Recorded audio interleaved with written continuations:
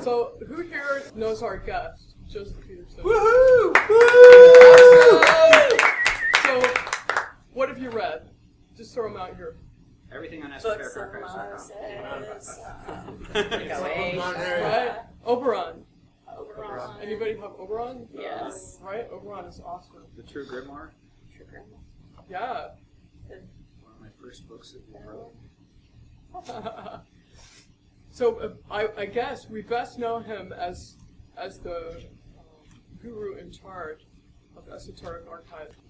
So we were having dinner with Joe and his daughter Carrie, who's gonna do some recording for them and for us. And we were talking about how often we actually go to Esoteric Archives, and I was estimating that I'm there once a week.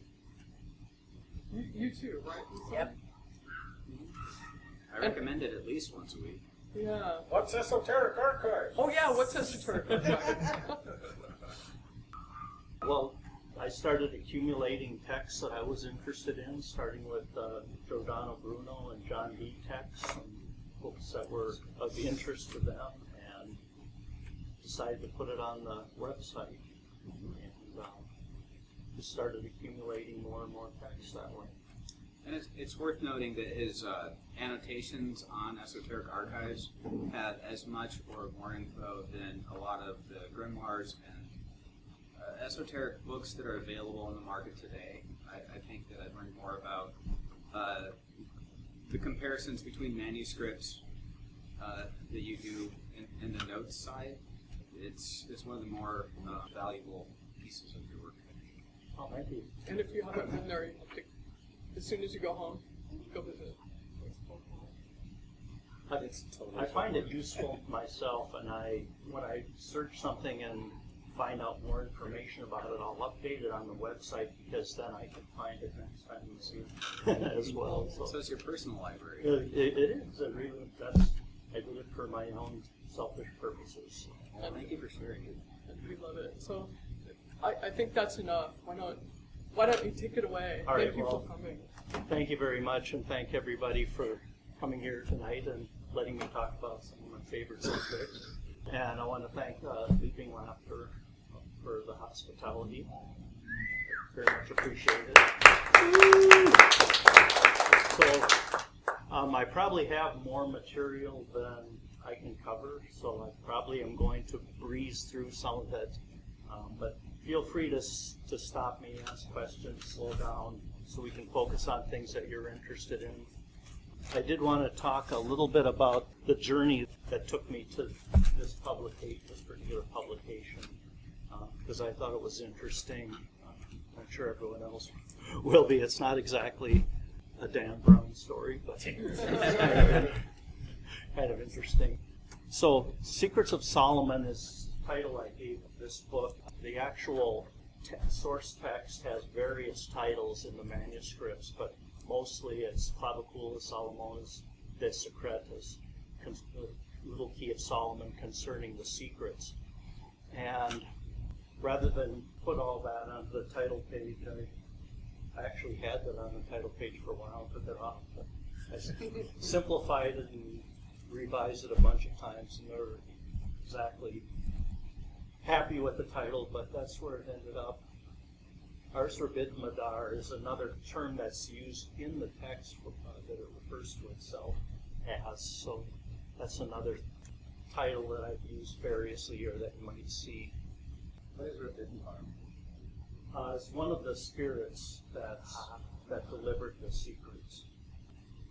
So where this all started for me was actually in the 70s when I was a science fiction buff primarily, and I ran into a story by Robert Bloch in a collection of short stories called Bloch and Bradbury. Bloch and Bradbury, and Robert Bloch, of course, was the author of Psycho and a lot of wonderful fiction, but he was a protege of Lovecraft, and the story that was in that collection was The Shadow from the Steeple, and it's very Lovecraftian. He was exchanging letters with Lovecraft at the time, and I'd never read any Lovecraft, but the story so captivated me that I went out and started devouring all the Lovecraft that I could find, and it had all the elements that intrigued me: the secret library, the cultists of the starry wisdom with the abandoned church, and the scrying stone where they could call the starry wisdom down and get all the secrets of the cosmos, and it was fantastic stuff. And Lovecraft wrote a story in response to it. It was actually his last story that he published, The Haunter of the Dark. Anyway, started researching some of the historic books on magic as well. And one of the first texts that I came across was Cavendish's Black Arts, and it gives an account of a lot of different things, but he does have a brief description of various magical texts, and he included the Grimorium Verum, which had a lot of the same elements that the Lovecraft stories did. So that got me curious, and I decided to research that and find the text of that, among others.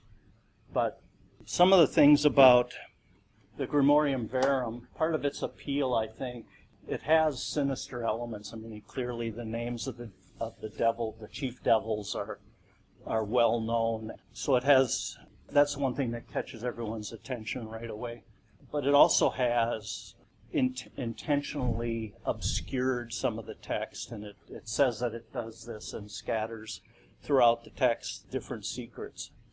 So it stages itself as a puzzle that needs to be solved. There's also problems with the printed edition. The first printed edition of that was Olibeck, and it has artwork missing. It has key elements such as the initial lamen that's never given in the text, and so it's begging people to try and fill in the gaps. Shah pointed out, Idris Shah, in his Secret Lore of Magic, that it seems to be more like some magician's notebook rather than representing any complete manuscript. And then there was Mather's warnings. When Mathers published his Key of Solomon, he mentioned that a number of manuscripts that he's familiar with had some elements from Grimorium Verum creep in, and he was very much opposed to the black magic elements and tried to distinguish that and warn people against it. So all of that added to the Lovecraftian sinister nature of it. So I started looking for source material for this. Oh, this is another quote. By the way, Shah, if people are not familiar with him that much, he was a Gerald Gardner's secretary for years and had close connections with the modern witchcraft movement in the 50s. He mentioned that it's insanely out of proportion, the prices that the text demands, and I found that to actually be the case when I put together my edition of it and published it eventually. It's way out of proportion to all the other books that I published, and it's just, I don't quite understand it, but it's a very strange phenomenon. And here's just a quick example of some of the things that are missing. The very beginning of the book says you have to engrave the present character reversed with the A and B, and that it inserts a Latin quote, which makes no sense. And it also gives sigils for some of the spirits, but not others. So it's just So I started to search. I arranged to spend a summer in London, actually in '72, and I had to get special permission from the Board of Trustees of the British Museum manuscript room, being underage. But I went there expressly to look at some of the source material, the Sworn Book of Honorius and Arbitel, and some of the other the records that John Dee kept of his scrying sessions, and other material. And this is one of the texts A.E. Waite had quoted from Grimorium Verum, but he didn't include the complete text. He just kind of threw pieces together. Didn't represent any one grimoire or magic text in its entirety, but just kind of piece things together haphazardly. So I wanted to see the complete text. And coincidentally, these kind of obstacles I've found happen all the time to me. But almost to the date that I arrived at the British Library, that particular book was stolen. So I never got a chance to arrange for a microfilm copy of it.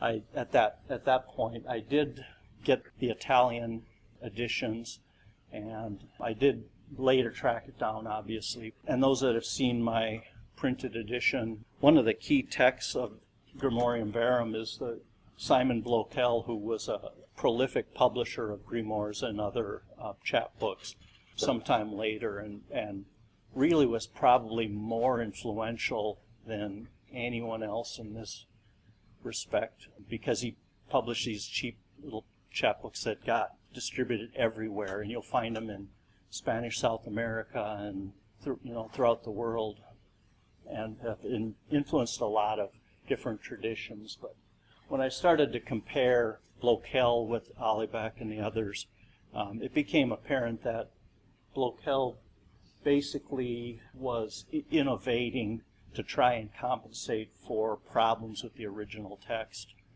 So that didn't turn out to be all that useful for reconstructing the original source. The Italian editions were all based on Blokel, so they didn't help really either.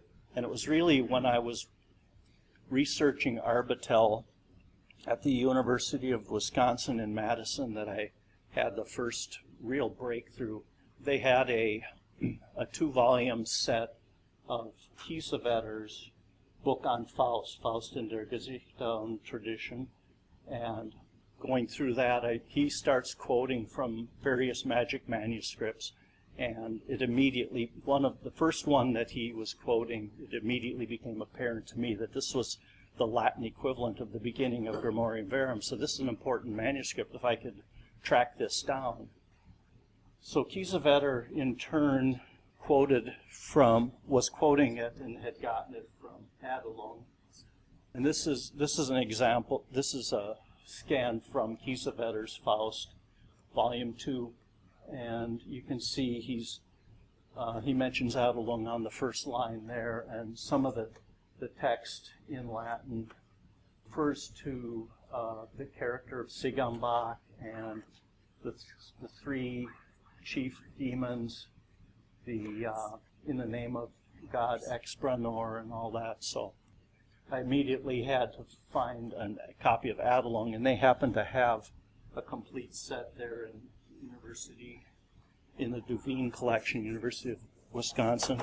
This is actually on Google Books now, but I was able to arrange scans myself when I was there. But 6 volumes, I finally found it in volume 6 towards the end.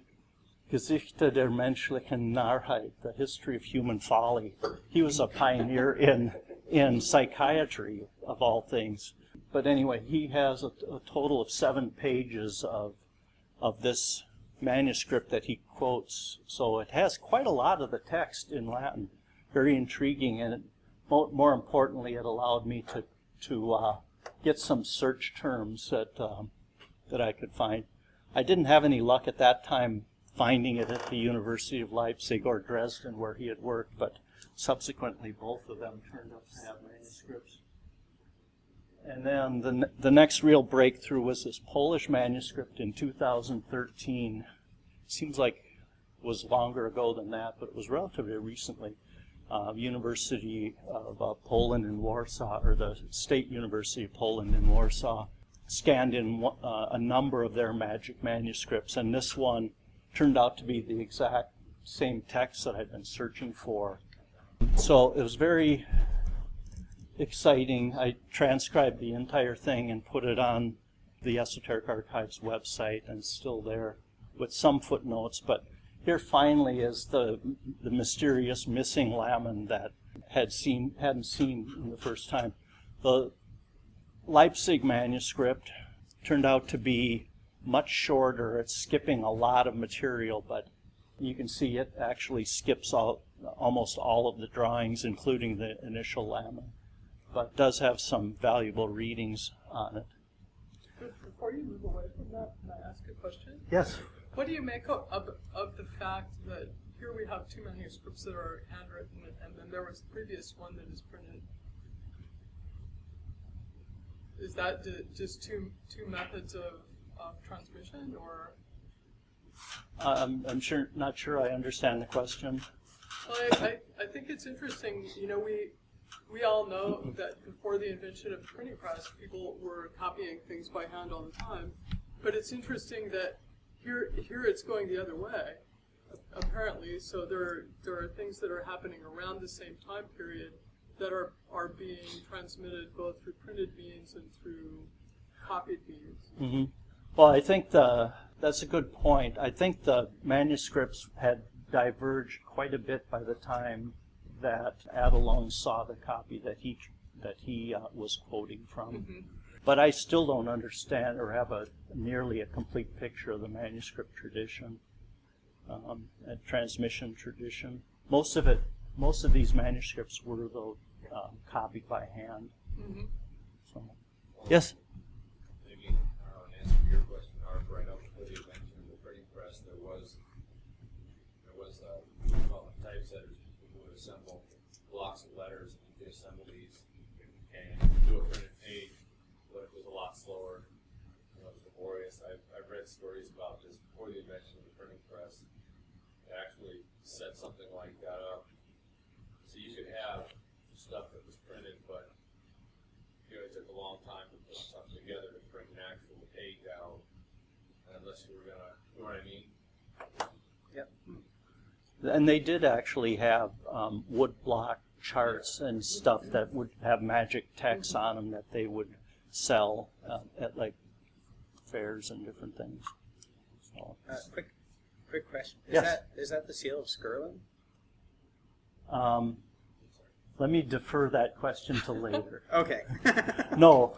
The No. short answer is no. I don't Okay, think so. thank I don't think so.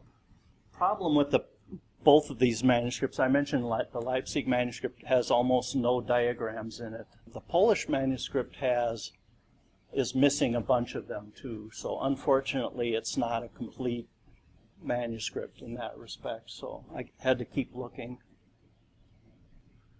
Adam McLean, I found through one of his articles on his wonderful alchemy website. He has a catalog of different Key of Solomon manuscripts, and I hit on one of my search terms on Welcome 4667. This is a French manuscript. Arranged to have it photocopied or scanned for me. This is probably one of the first ones they actually sent me a CD instead of a microfilm, so I was ecstatic about that, because my microfilm reader was dying, but I didn't have to scan those things. But this is a text hit on the Expranor, and it sounded like it could be a French translation and maybe intermediate between the Latin and the printed Alibec Grimorium Verum. So this is the beginning of that manuscript. It's mid-1700s. So quite a bit later than the Polish and the Leipzig manuscript. But yeah, here's the exact same text in French. Now this is also exciting because it finally has all of the artwork. This is the first one that filled in all of those pentacles, and you can see the unfortunate, there's always a drawback on all of these. The unfortunate thing about this manuscript is that the artwork doesn't line up with the text the same way that it does in the Polish manuscript, so it was impossible for me to reconstruct what the urtext or the prototype text would have looked like based on this. So, but it does have some very valuable readings in it. This is just another quick example. From the spellings are a little bit different. This is one of the charms. Instead of having, this is one of the love spells that it has in it. Uses love knots, and you can see that there's two variations of those. They look more like cross V's in this manuscript. This also is a composite manuscript. It has the Key of Solomon and some other texts added as well. And this particular page, there's an insert with the Mirror of Anael, which is actually in the Grimorium Verum, but it's not in the Secrets of Solomon. So it has some of that extra material in it. So looking forward to studying this in more detail. Joseph, going back to the last slide you were showing, Yeah. we were talking about that there's some marginalia notes. Has anyone done any X-ray of this book to see if it was like written on top of something else?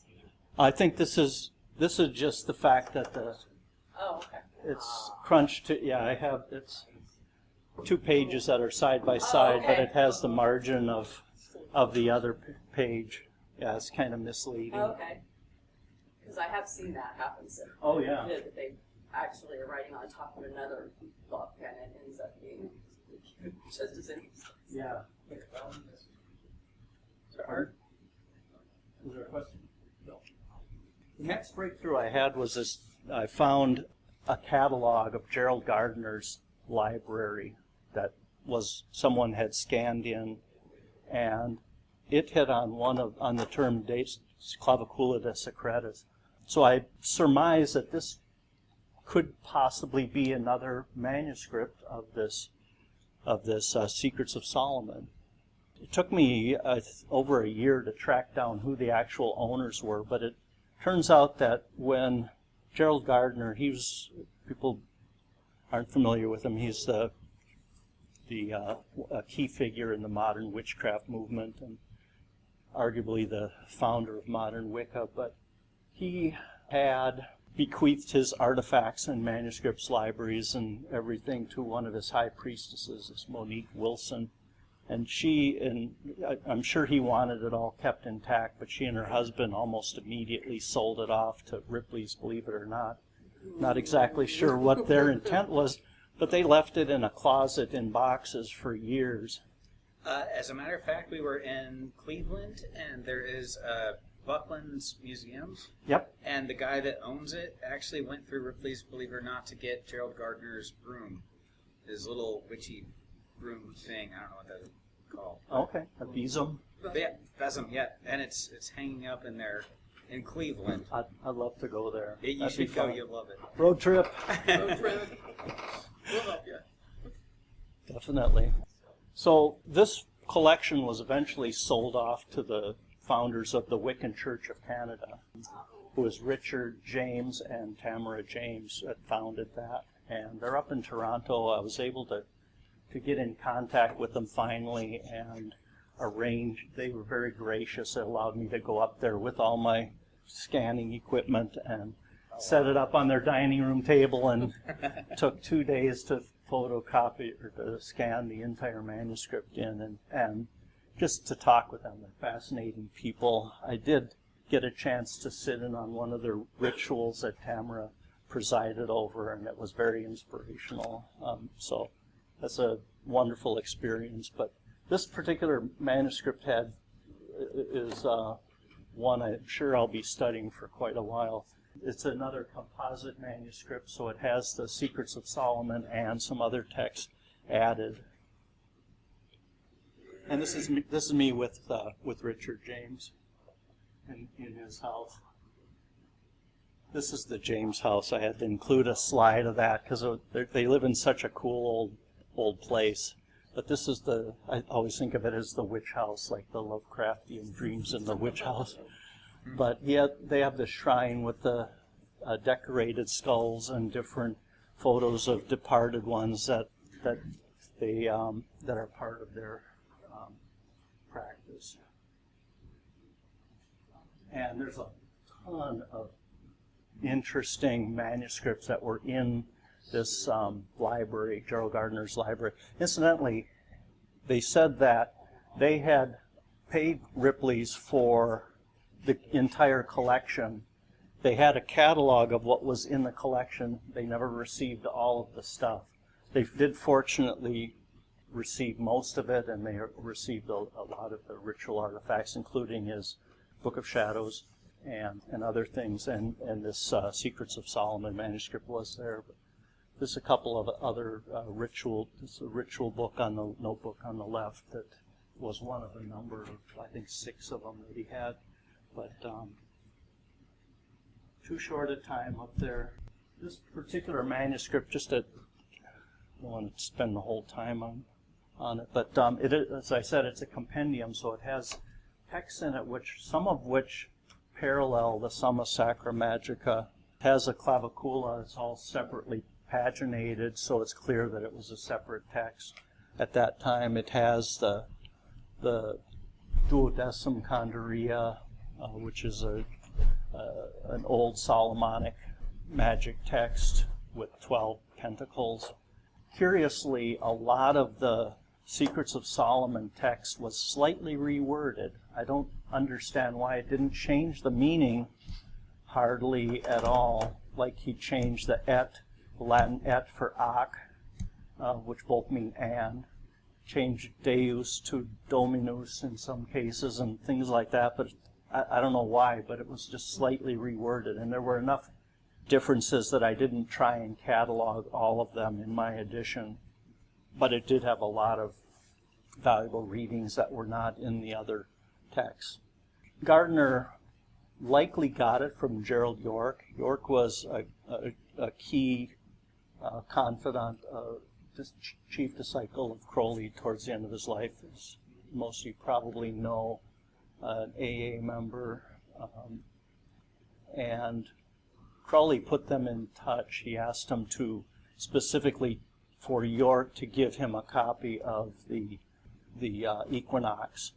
So York also said in his marginal notes in his copy of High Magic Aid, which is in the York collection now, that he gave him a copy of a manuscript of the Key of Solomon, Clavicula, he refers to it as. So it's likely this one. This is the only Clavicula manuscript in the library, as far as I could tell, unless there was something else that never made it into the catalog. But this is probably the one that York gave to Gardner in 47. Incidentally, Gardner said that York said that Gardner took his magic from the Key of Solomon manuscript that he gave him. That's probably not strictly true. He probably got it from Mather's translation rather than the Latin. So this one finally has all the artwork and the Latin lined up, so it fills in all the gaps from the other manuscripts. So I finally have a complete text that I can publish. Hey, Joseph. Yeah. Can I ask you something about those graphics? Yeah. All right. So in the earliest the earliest manuscripts you had, they were blank, right? The first complete manuscript I found was the Polish one. Yes. Right, and they were blank. The graphics weren't included. Right. They were just empty circles. Right. So how do you know that as you go forward through time, that those graphics are accurate? How do you compare that back to the time that they would have come from? Well, there are some other examples, including the French one that I mentioned, that have the graphics, and you can construct it with textual criticism. Right, they were just out of order in the French. I'm not entirely sure why. I think what happened with the French manuscript is that they had lined up the pentacles or had them on a separate page from the text.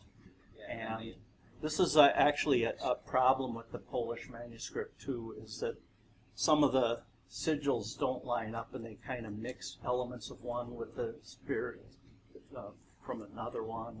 And it really, when I finally found the trial records, that really gave me a complete picture of it. This is an example.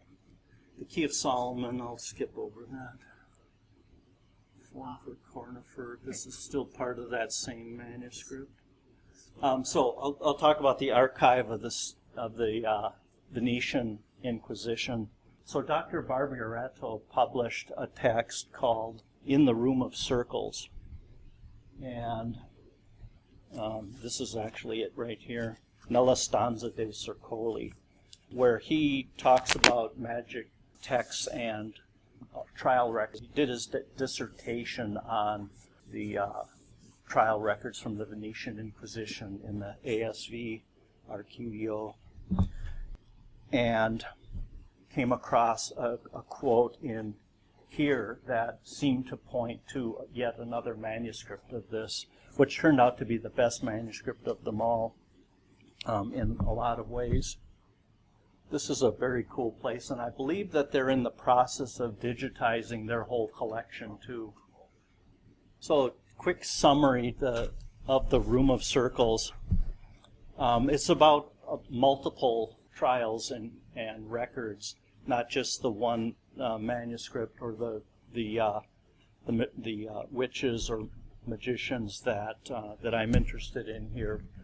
There's a lot of interesting case material, but the one in particular, case file 93, was the story of this Leonardo Longo, and he was apparently a native of Rhodes, which seems very strange to me. Rhodes is a island off of Greece, and he appeared in Venice in 1633, I believe, and was looking for a place to stay.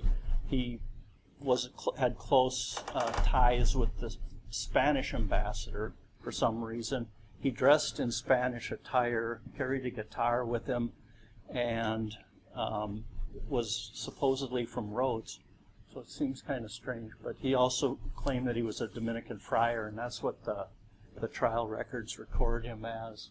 So he spent his time playing guitar, doing astrology charts, and copying magic books and evoking demons. This is quote directly from Barburato.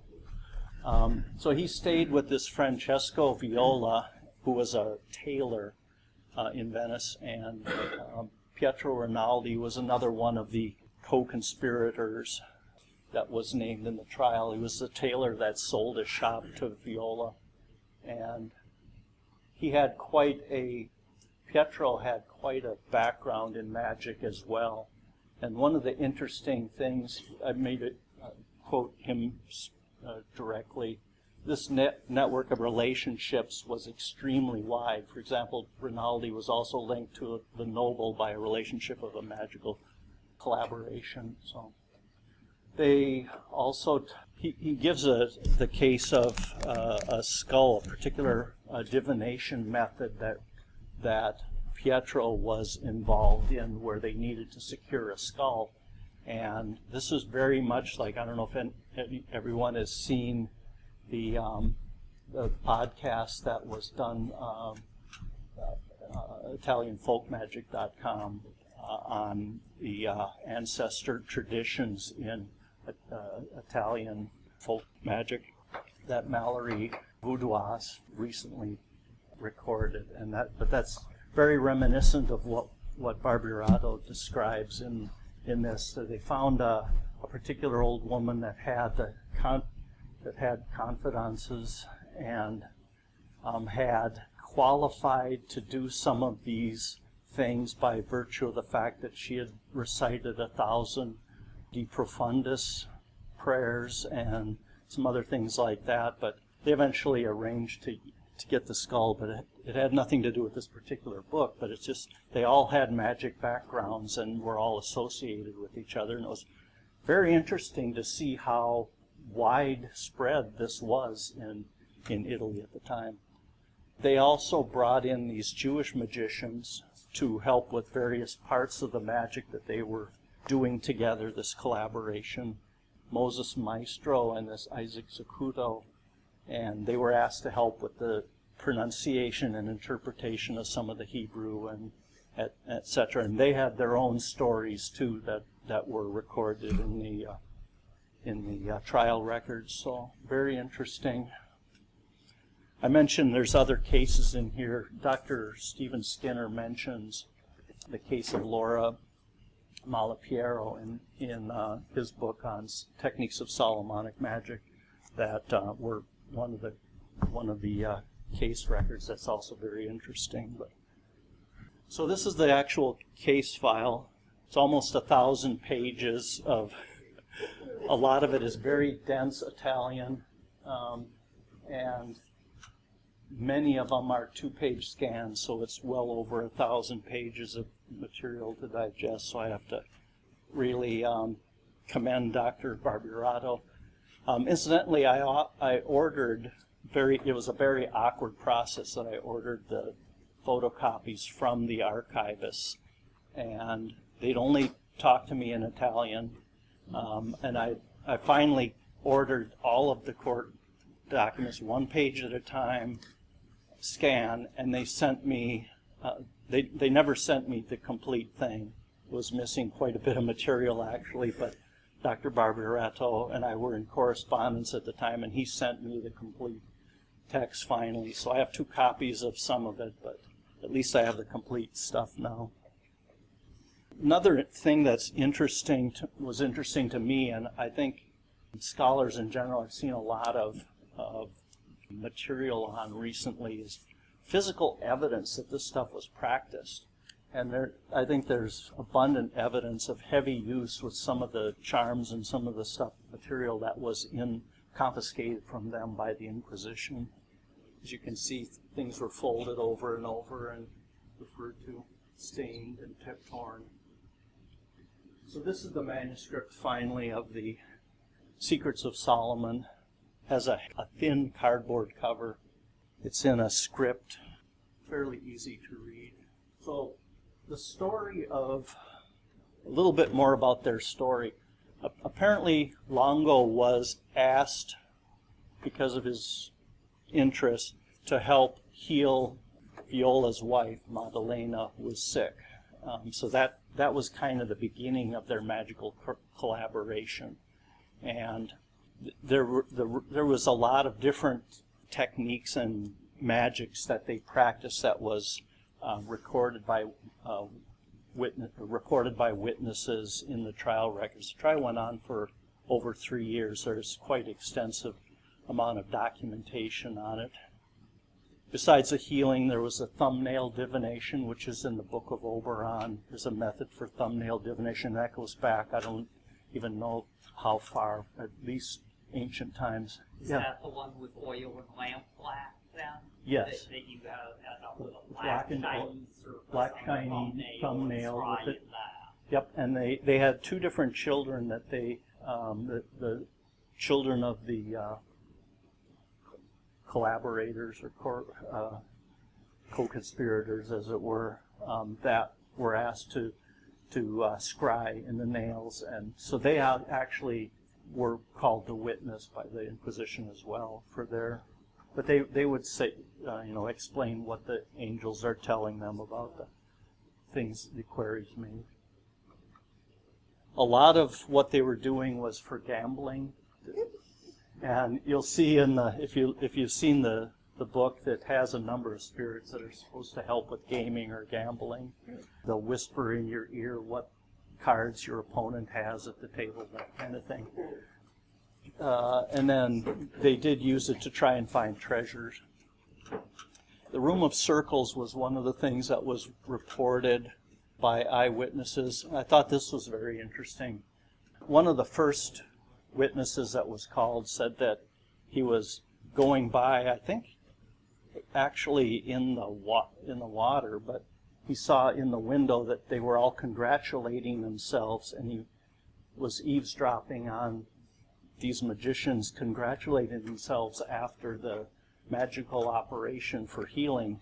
And they had prepared a feast for the spirit. Spirit had come. They referred to it as the friend. And apparently they all saw it, the spirit. One of them actually reported that he was slapped by it. And in fact, that was a recurring theme in a number of occasions.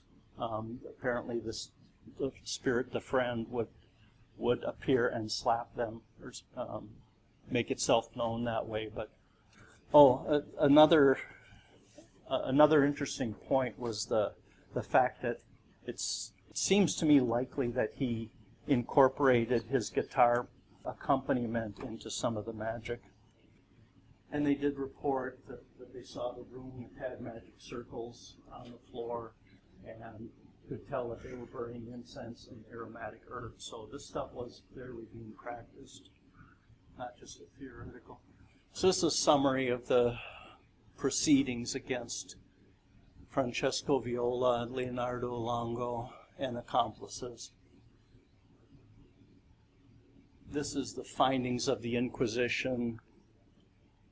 Find him guilty contumax and rebellious and sentenced to excommunication. This is 1639, so I think 3-4 years after the arrest. So what actually happened, the conclusion of this, apparently they lost money at gambling. So one of them got disillusioned with the others and reported him to the Inquisition for magic, even though he was it must have been one of the conspirators. But he was trying to get back some money and that thought was unfair, called out the Inquisition. They came stomping down. They actually threw Longo out before the Inquisition knocked down their door. So he was out on the street at the time, never got arrested, escaped the whole proceedings. So after the falling out, he shows up with 2 companions and his guitar on the landing of this house, and he starts to sing a song to Viola, and Viola gets white as a ghost, storms down the stairs and starts screaming, "He's trying to kill me, he's trying to kill me." It sounds like he's singing a musical curse, which sounds very much like one of the spells that's in the book. They said the book says to use a lyre, but anyway, I thought that was very interesting tie into why he was carrying a guitar everywhere. There was some false testimony for personal gain, and I think this is the biggest problem with Inquisitions. That always seems to happen. Yeah, that's the problem with Inquisitions.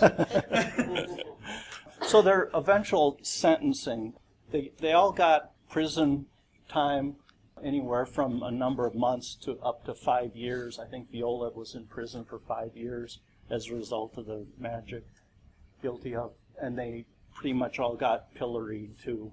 They had to sit in the pillory for an hour in front of the gates or wherever it was that they exhibited these people. Longo, as I said, was not present for the proceedings. He had escaped. According to Dr. Barburetto, he was later arrested on some other charge and executed. And it sounds to me like it was a weapons charge. He carried around guns, and that was a no-no in Venice at that time. So anyway, he didn't fare much better. He fared worse. Okay, enough of that. Since I put together that, there were 2 more manuscripts that were scanned in, and I was able to use for this edition. One turns out to be the same manuscript that Adelung had quoted back in his History of Human Folly. And you can tell that because it corresponds exactly word for word. The number of pages, the description of the drawings and stuff corresponds exactly. So we can tell that this is the same manuscript, and he was teaching at Dresden at the time, so it makes sense as well. And that was a very useful manuscript. The other one is in the Bibliothèque Nationale de France, which is also has some useful readings as well. Have you compared those symbols to the seals in the Lesser Key?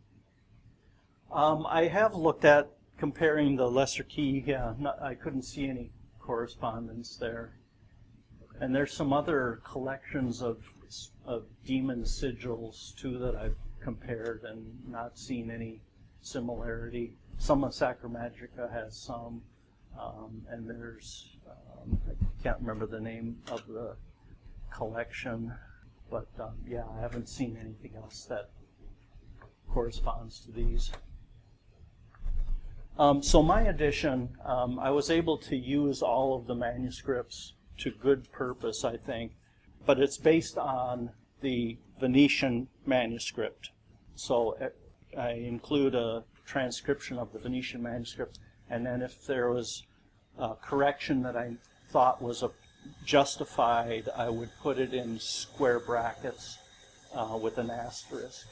So you can tell what's original to the Venetian manuscript and what is my corrections. In the case of some of the artwork, there's actually some slight changes that I thought were justified. So for example, in this case, this is the Great Pentacle.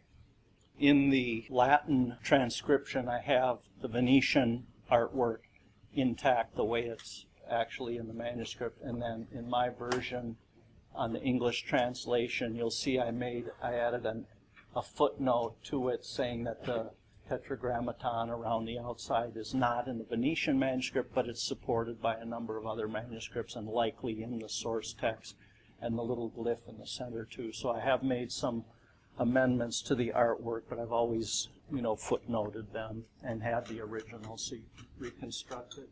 So the glyph in the center, where did that come from? Is that XP or X? That's pretty much what it looks like in the other manuscripts. So it came from the other stuff. Yeah, from one of the other manuscripts. I don't have the footnote, have it clipped off there, so I mentioned where it's from, I think. It's in the book, though. Yeah. One thing, all of the manuscripts have errors in them. None of them are descendants of any of the other manuscripts. So you can't, based on these manuscripts, you can't really construct a stemma or establish a direct correspondence between any of the manuscripts. They all have patterns of errors, but it is possible by analyzing them, comparing them, to reconstruct what I believe is justifiable as the original text with one or two words maybe only. So I was pretty happy I was able to reconstruct it. One of the most common errors, and this occurs in the Venetian manuscript a couple of times, is called it's a scribal mistake that happens in all sorts of manuscripts, not just the magic ones, but it's called homeotoluten, where two lines in a row will end with the same word, and the scribe will skip one of the lines. The brain just misses it, and so you'll be missing a whole line in the middle. But other manuscripts copy it with the words in the different margins, so they'll have the entire thing. But that's the kind of thing that you're able to identify with multiple texts like this. Most of them are honest mistakes like that. Some, I think, in the case of the Paris manuscript, was in the copyist was probably a copy for hire. Someone paid him to do the copy, and I think he actually cheated on his work because he skipped ahead when you're not paying attention, skip material and go ahead, and if you just looked at them side by side quickly, you'd never notice it. And it really is needed in order to identify what the mistakes are, you really need a critical analysis.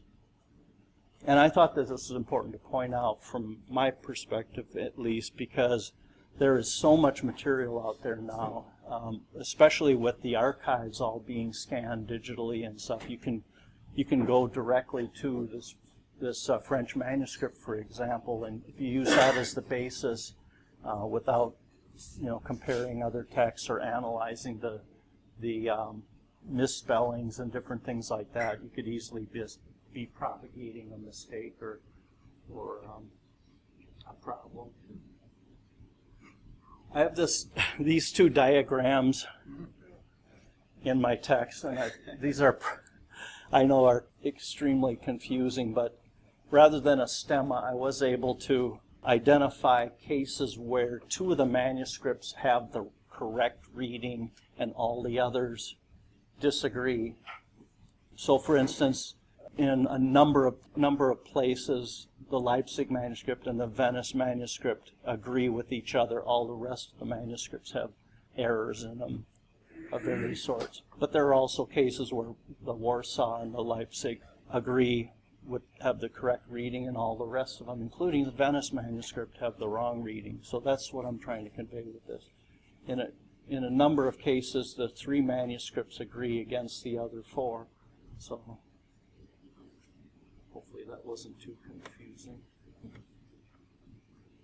So what are the secrets of secrets? Finally, we get to this is probably what people were mostly interested in. So I thought that this particular text was really interesting and cool for a number of reasons. One thing, it emphasizes practice over theory.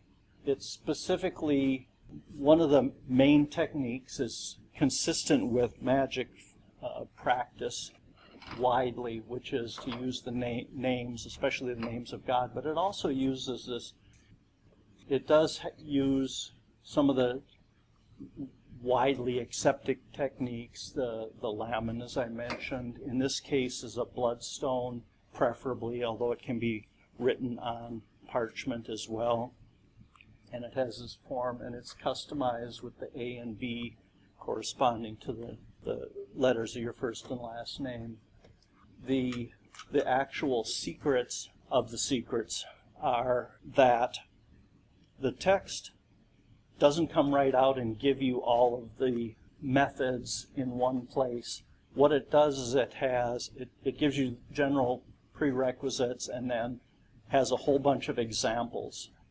And each of the examples has different elements in it, which I believe are the secrets within the secrets. So, for instance, in one case it says that the incantation should be accompanied with a lyre, as I mentioned, with music. And another case it says between each word you should moan or sigh. And in just different elements like that appear in each of these, and you can assemble these into one collection of things that were common techniques for working this magic and working with these particular spirits. So the sigil, the names of God are called, the lamen to protection, the wand is used to draw a simple circle. It's not this complicated circle of Solomon and the key of Solomon. In the circle you draw the sigil of the spirit set's offices you want to use. You also draw the sigil of the superior, so the hierarchy of spirits is important to understand, so you can include the authority of that key spirit's superiors as well. And then you use sympathetic ingredients that you assemble and put into the circle. In the case, for example, I think I have the next page is an example. The sympathetic ingredients it explains at one point are important because it attracts the spirits to you, and it also gives them a vehicle to act on the physical world. So it's kind of a two-way street here. And then you do a ritual enactment of what you want to do. In the case of lightning, this is another one for unlocking things, and you're kind of magically moving the lodestone across the thing to enact unlocking a lock. And so that you have this ritual enactment. There are also longer incantations that were included later in the text, which include the litany of saints and psalms, which possibly could be trance-inducing. But the other thing is the spirit offerings. This is a key element in that they mention the feast that was given for the spirits, and this is an ancient practice. It goes back to the Greco-Roman magical papyri and earlier, of course, but this is one thing that Richard Greenfield had quite a bit of information in his textbook. So his references and in the Traditions of Belief book is well worth looking up. There's also quite a bit of information in Dr. Keffer's book on Forbidden Rites, the Munich Necromancer's Manual. And I thought I'd just point out, this seems to be parallel or analogous to the ban on fairy food, in my view. So people are familiar with the fairy lore. They always warn you, if you find yourself captured by fairies, you're in a fairy fort, don't eat or drink anything that they offer you, or you'll be stuck there for good. And that's just widely found in the folklore. Well, this is kind of the reverse. You use the food to trap the spirits into helping you in this world. So I thought that was just an interesting way. That's how you gain hold of them and get their cooperation. So you trick them into eating the food, and then they have to serve you for however many years. Exactly, something like that. So in that case, we're the fairies. Exactly. So this is the example I was mentioning with lightning. Use the character of Lucifer, use the character of Sirach. In this case, they use one more. I think that's Beshar. The chant that you recite is only 4 words. It's very short. It's kind of like the black pullet charms are very short, easy to memorize, and kind of quaint. In this case, simple circle, the lamp is used. That's the thing in the middle. This example, by the way, is the French manuscript. Lightning stone, lunaria, and sand are used as the sympathetic ingredients. And then the chant. And then afterwards, another one of these secrets of the secrets is to observe silence. In some cases, they actually have you sleep on it, but in this case, a half hour of silence afterwards seems to solidify the spell. What is a lightning stone? Lightning stone is actually when lightning strikes, it hits the sand and forms a stone. Turns the glass. Yeah, fully right, exactly. Okay. So this is supposed to conjure lightning? Is that what Yes. this does? Okay. Yep. I haven't tried it. Come on, Lucifer. Wait. I put together a quick slide on that. I thought that this was one of the more interesting aspects of this whole book. The word governess or gubernatrix is the most obvious is Amalthea. Amalthea because the spirits that they're talking about are referred to as the Amalthai spirits. And this seems to be the root of the Amalthai spirits is Amalthea, which means the tender goddess in Greek. And it's clear that the author of the Secrets of Solomon was very educated and familiar with the writings of Cicero. He mentions Cicero's Milo declamations at one point, which you have to be pretty highly educated, I think, to have read Milo declamations. But one of Cicero's letters, he's addressing to one of his friends, asking him about his shrine to Amalthea because Cicero wanted to build his own shrine to Amalthea. And he was asking about which statues you have, what are the engravings on the statues. And so it's possible that he picked up the concept of Amalthea, the goddess Amalthea, from that as well. I mentioned here Amalthea takes the form of a goat and is kind of the prototypical godmother. So she was the stepmother of Zeus and nursed him, probably best known by her association with the Horn of Plenty today. So never really died out in that respect. A couple other things. In spite of the fact that it includes Clavicula Solomonis in the title, it's really not the same text as the Key of Solomon at all. It's quite aware of the Key of Solomon, and it says that we've written this book specifically to show you how to work with the chthonic spirits, the spirits of the elements, and especially the subterranean and the water spirits and the earth spirits, because we have another book, another clavicule, which talks about how to work with the aerial spirits. And so it's contrasting itself with the Key of Solomon proper. And it said that those other spirits, the aerial ones, they're not as useful as our spirits are. Talking about that earlier. For one thing, they never appear visibly. Can't trust them, they never appear visibly, whereas the chthonic ones always appear visibly.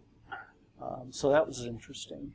However, it says you can trap the aerial spirits into a ring and carry them with you, which I thought was very interesting.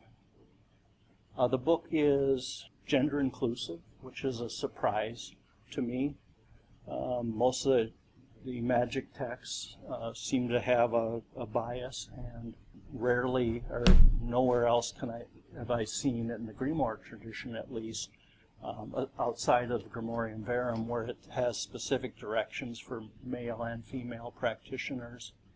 And another thing, one of the key directions is chiefly you should bow to your guardian spirit.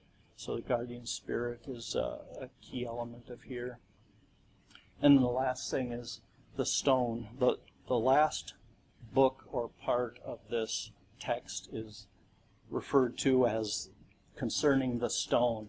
But turns out it's not really a stone they're talking about. It's a clay image that you make in the shape of a person and use clay and other ingredients to try and construct a clay figure that is a microcosm representation of the macrocosm, and you mix it together in a copper vessel, which is symbolic of the womb.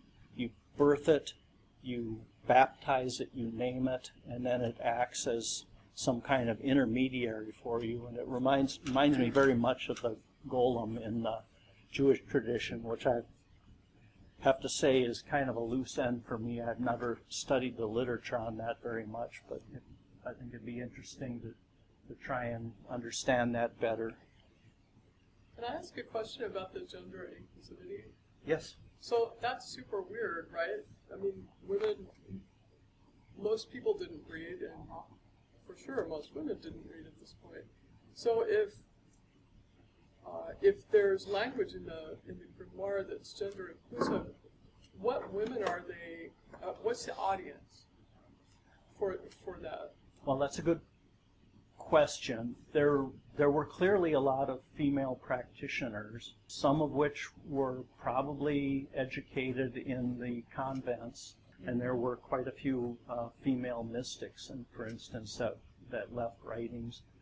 But there were also practitioners, some of which, according to Barbaretto, were literate, some of which they had to have people read for them from the book when they wanted to use a particular spell. So, good question. Point out, you said I did research on Franca for an upcoming presentation.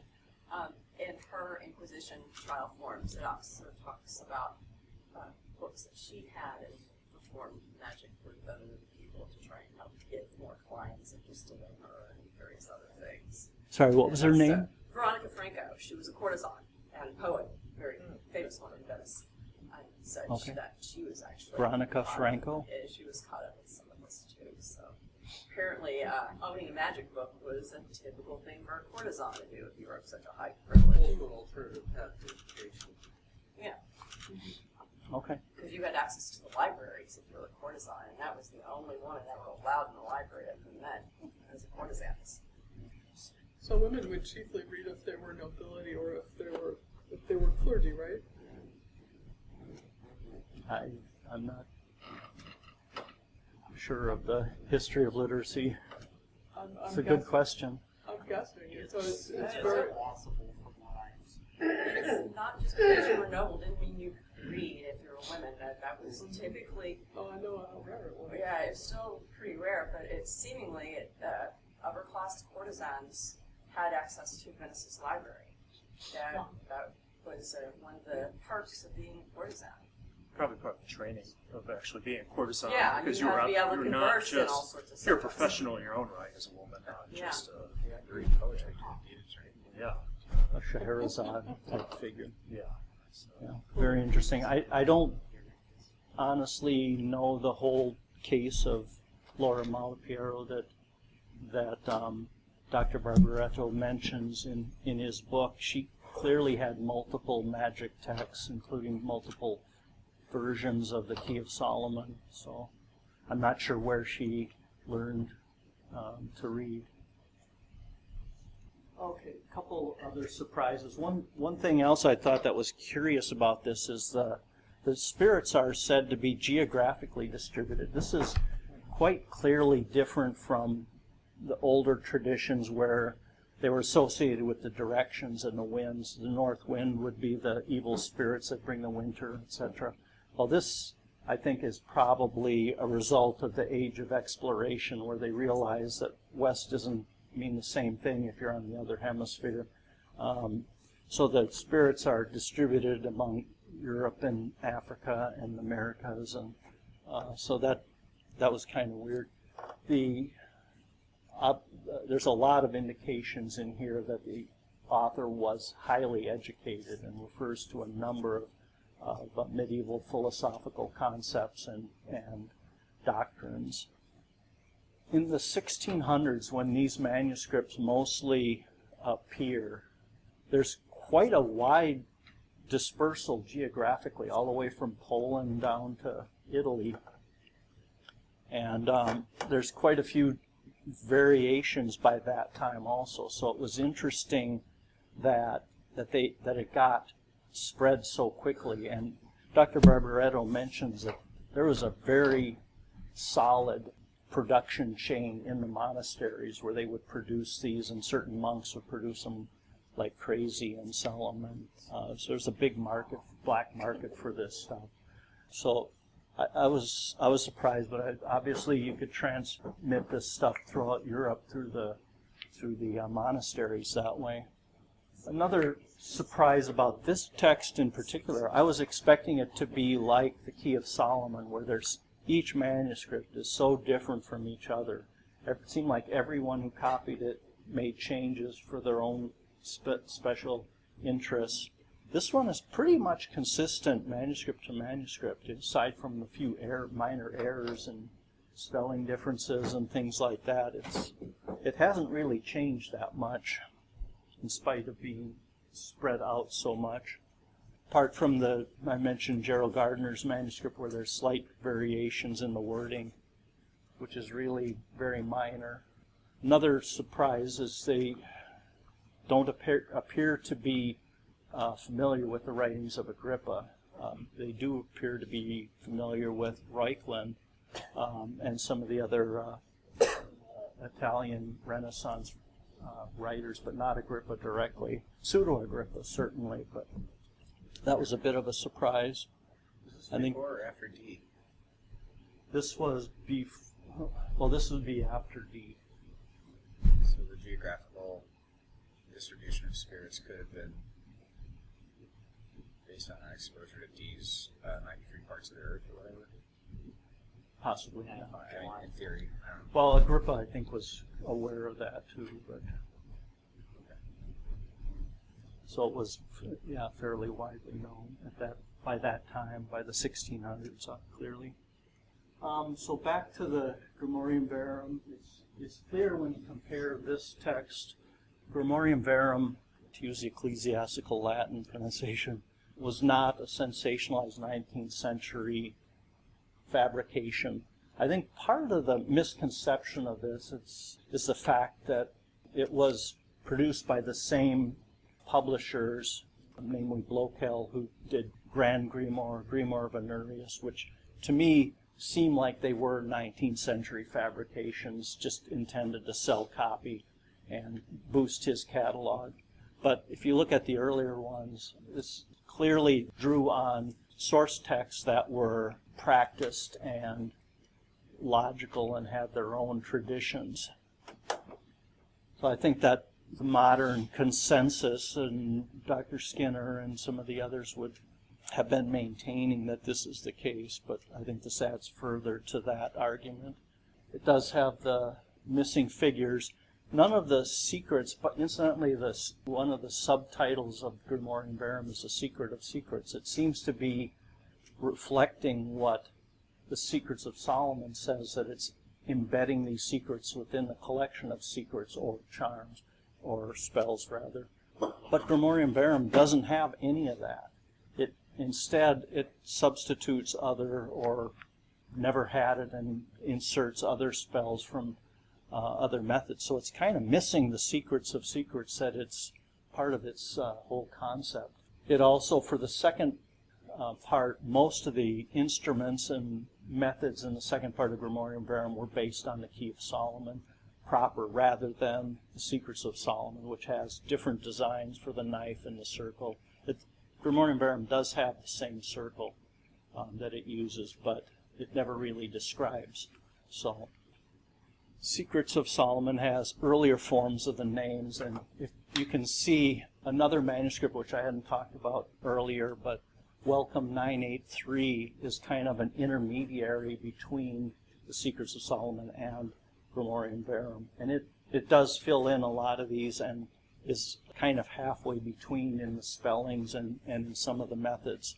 And we're getting close to the Scirlin question. But it's clear that it used, the Grimorium Verum used Secrets of Solomon as one of its foundation texts. The descriptions of the spirits, etc., are a little bit shorter and not as detailed, and it's missing some elements. It draws on Key of Solomon from other elements, but it's clear that this was one of the main texts that it used. And you can kind of see a propagation of errors from like Reschine to Nusacine to Musafine to Musophine as you get copied from one publisher or one manuscript to the other, in the same way with the variations in the spelling of the spirit names. The actual design of their sigils is also mostly reminiscent, but not the same. This is that Welcome 983 manuscript that I mentioned. You can see it has the form of the circle, which is exactly the same as the form of the circle in the Secrets of Solomon.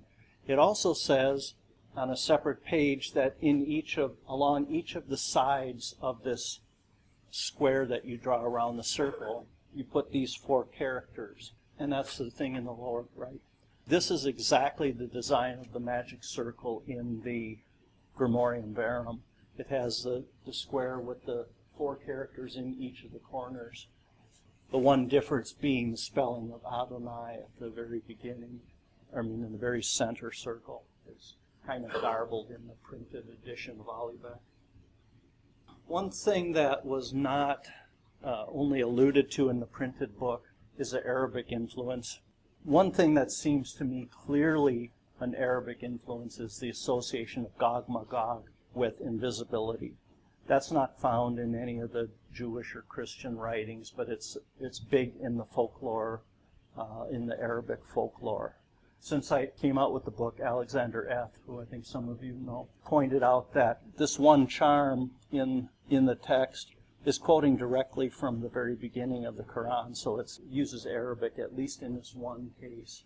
It also uses Hebrew and Greek in some cases, but at least in this one case it has Arabic as well. And finally, how are we doing time-wise? I'm taking Doesn't matter. Gotta keep rolling.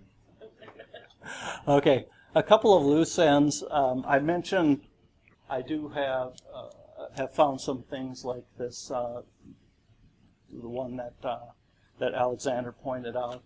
I'm trying to collect corrections if anyone sees any corrections or misspellings or whatever. It's very easy for me to read it 16 times and not see a typo, and one of you could find it immediately. So I do have a secrets corrections document on my website where I've put a couple of them. I had Viola mistakenly identified as the friar in Not Longo, for instance. So, and I do have.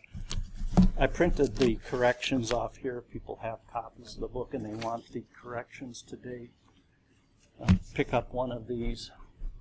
One of the Latin words, I was pretty proud of myself. I think I understood the entire text except for one word. There's some really strange words that I had not encountered before and were in none of my resources.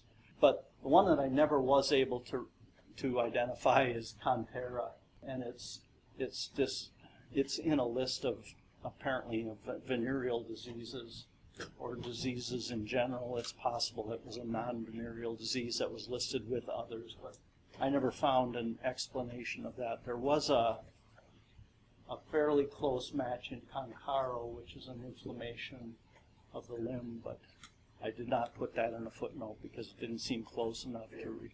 So in this case, I just put uncertain associated with it. There's clearly a lot of symbolism in the magic figures in here. In one case, it has an illustration of the phases of the moon.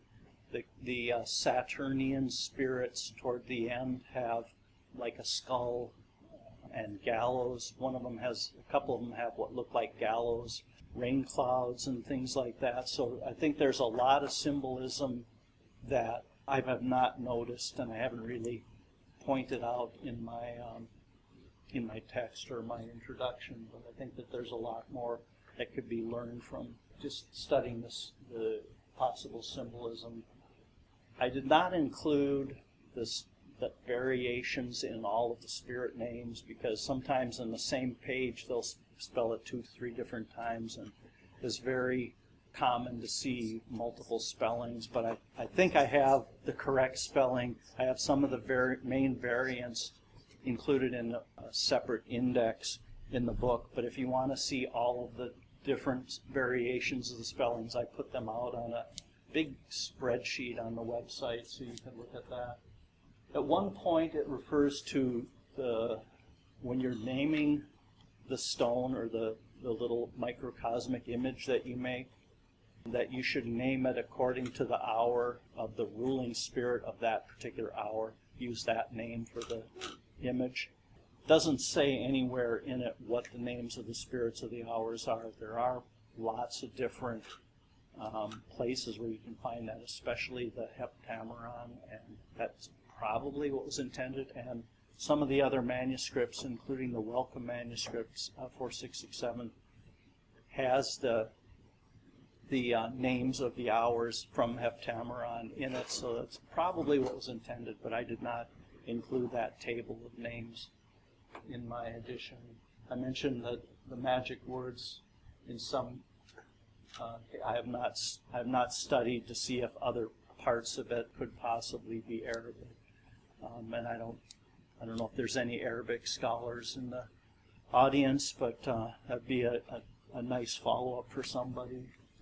And then also the folk traditions of the various ingredients. Agrippa has a long list of different associations of different natural properties. A lot of it he got from the Kyrenides, and a lot of the same associations appears in the book of Angel Raziel, but there are other sources. Ficino, and I mentioned Damigeron is one of them that has a lapidary and talks about the magical properties of stones. Albertus Magnus had a big long treatise on that.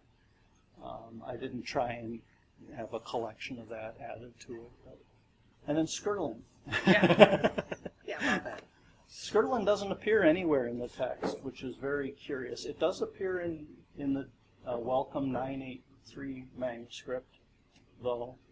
And so that's one of my projects, is to try and understand where that came from. It seems to me that Grimorium Verum still has some secrets, and that one in particular. It includes some spirits that are mentioned, but the sigil's not given here, but they appear in W983. So I included them in an appendix in the book, but there's a lot more from that manuscript, and hopefully other manuscripts will turn up that might clear up Scirlin. So does the sigil that you give for the guardian spirit, the one that's like engraved in the bloodstone, the A and the B for your names, is that consistent with the sigils of Scirlin that have showed up in other books, like by yourself and Jake Stratton Kent? Or well, I had some speculation just based on other examples of the main lamen. The one that's in Welcome 983 is a bit different.